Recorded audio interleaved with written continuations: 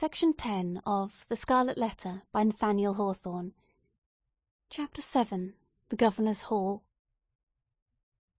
Hester Prynne went one day to the mansion of Governor Bellingham with a pair of gloves, which she had fringed and embroidered to his order, and which were to be worn on some great occasion of state, for, though the chances of a popular election had caused this former ruler to descend a step or two from the highest rank, he still held an honourable and influential place among the colonial magistracy. Another and far more important reason than the delivery of a pair of embroidered gloves impelled Hester, at this time, to seek an interview with a personage of so much power and activity in the affairs of the settlement. It had reached her ears that there was a design on the part of some of the leading inhabitants, cherishing the more rigid order of principles in religion and government, to deprive her of her child. On the supposition that Pearl, as already hinted, was of demon origin, these good people not unreasonably argued that a Christian interest in the mother's soul required them to remove such a stumbling block from her path.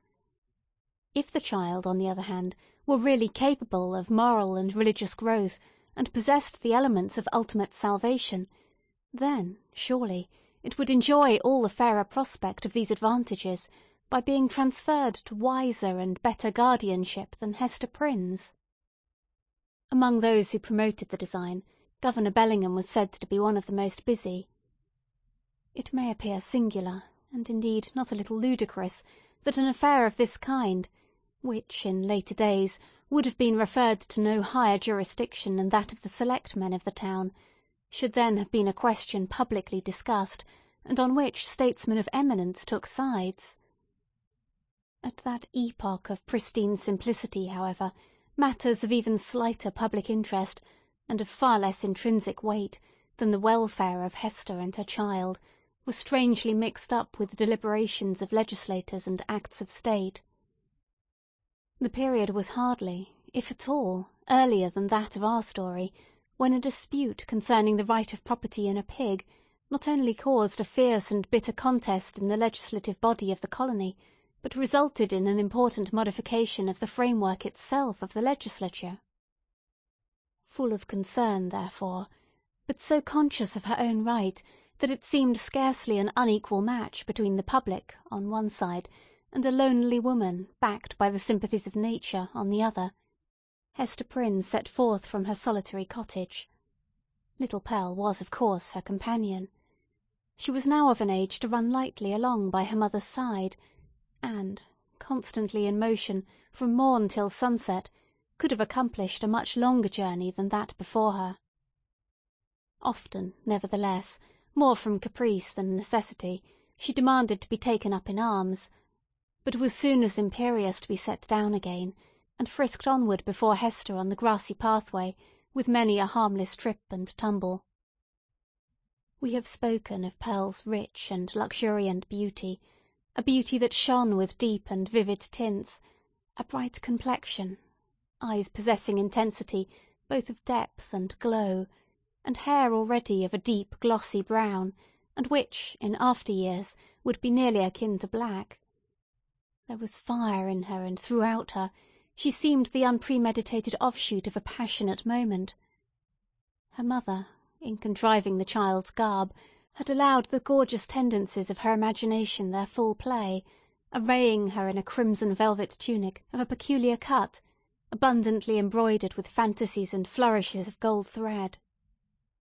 So much strength of colouring, which must have given a wan and pallid aspect to cheeks of a fainter bloom, was admirably adapted to Pearl's beauty, and made her the very brightest little jet of flame that ever danced upon the earth.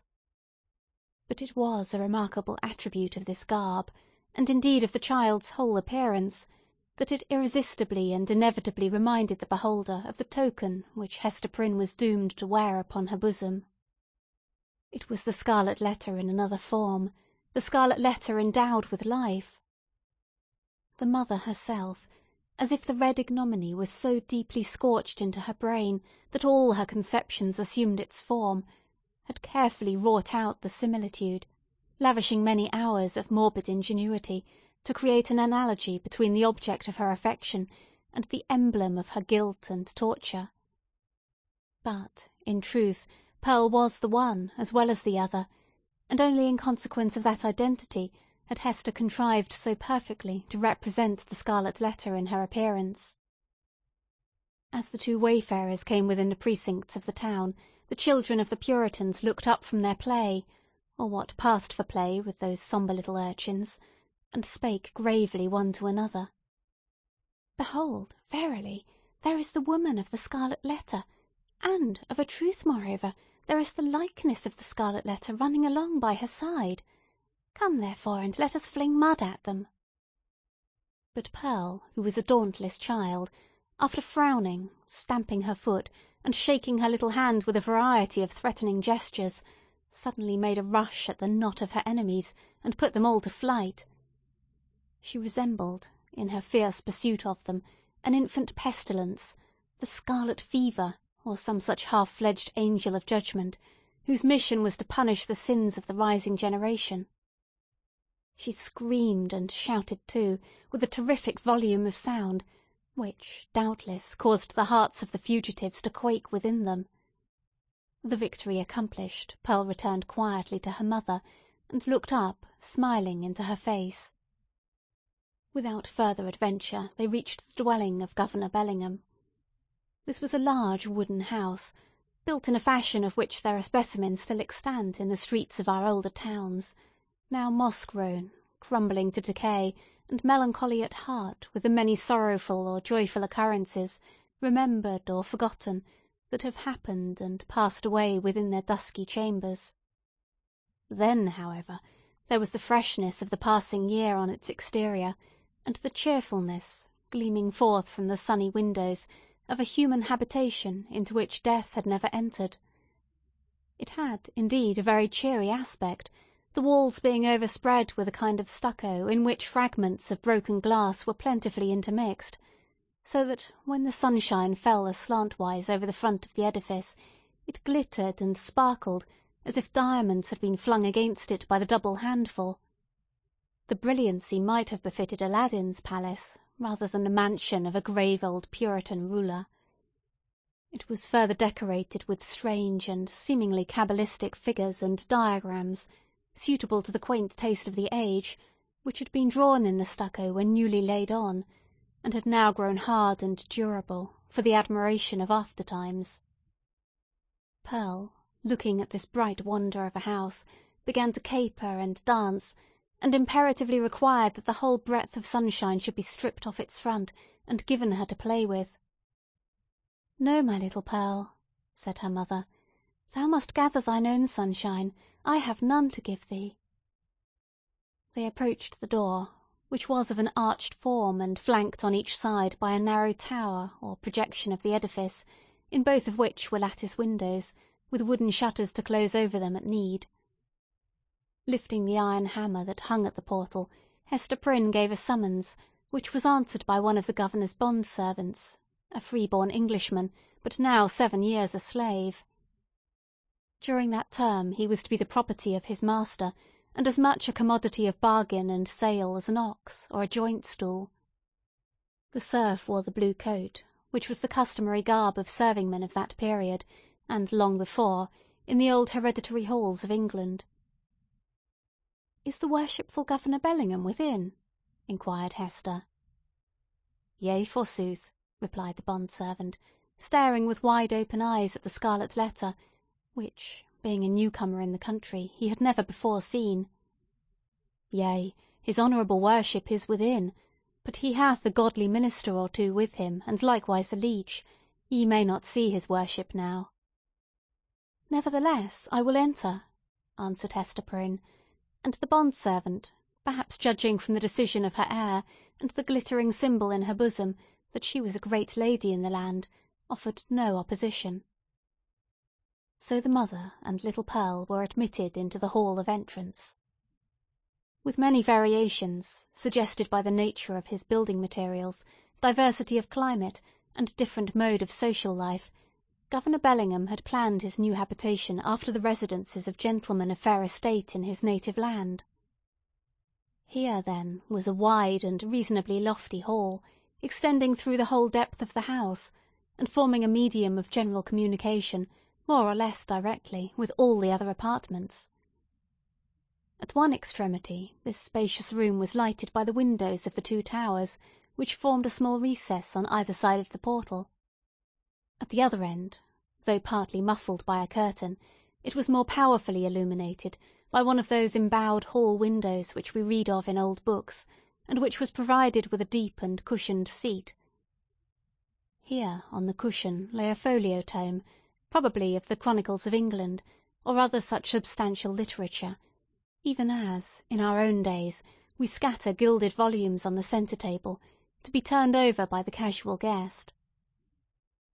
The furniture of the hall consisted of some ponderous chairs, the backs of which were elaborately carved with wreaths of oaken flowers, and likewise a table in the same taste, the whole being of the Elizabethan age, or perhaps earlier, and heirlooms, transferred hither from the governor's paternal home. On the table, in token that the sentiment of old English hospitality had not been left behind, stood a large pewter tankard, at the bottom of which, had Hester or Pearl peeped into it, they might have seen the frothy remnant of a recent draught of ale.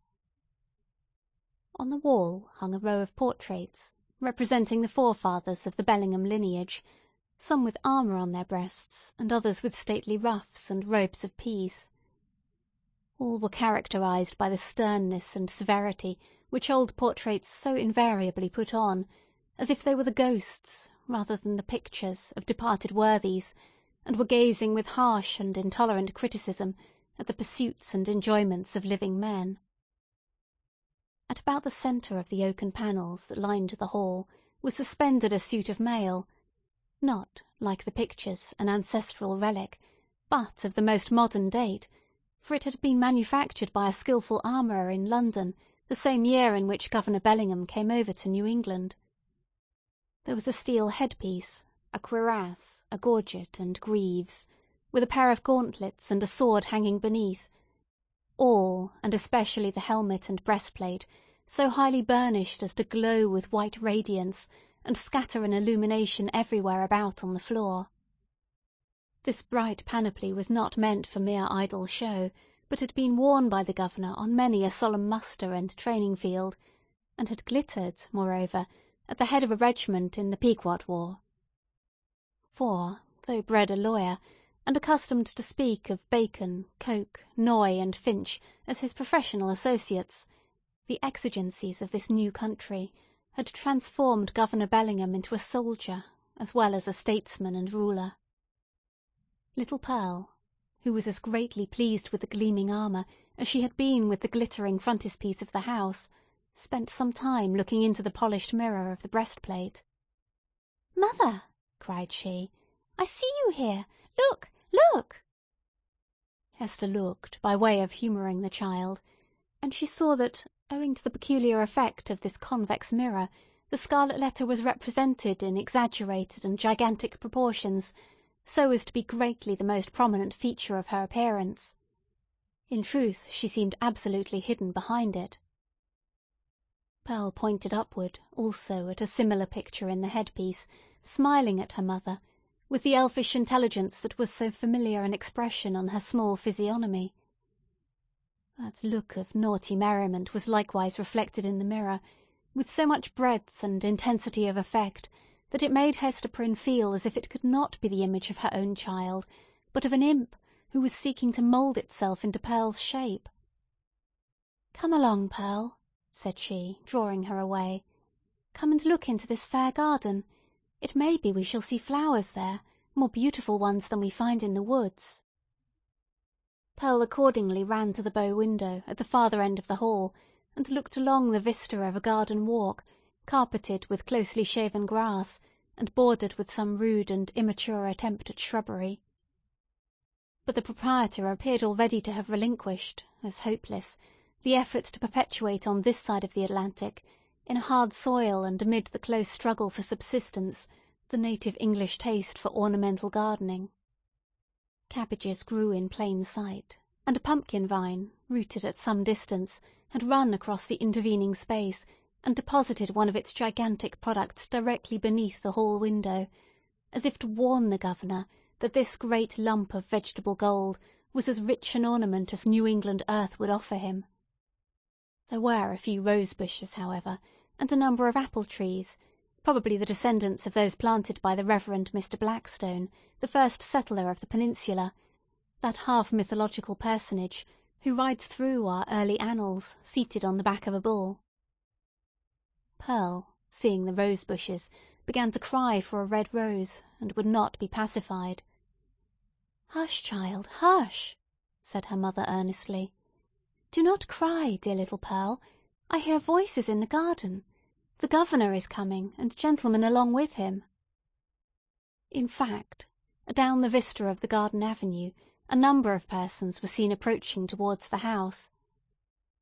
Pearl, in utter scorn of her mother's attempt to quiet her, gave an eldritch scream, and then became silent, not from any notion of obedience, but because the quick and mobile curiosity of her disposition was excited by the appearance of these new personages. End of Section 10.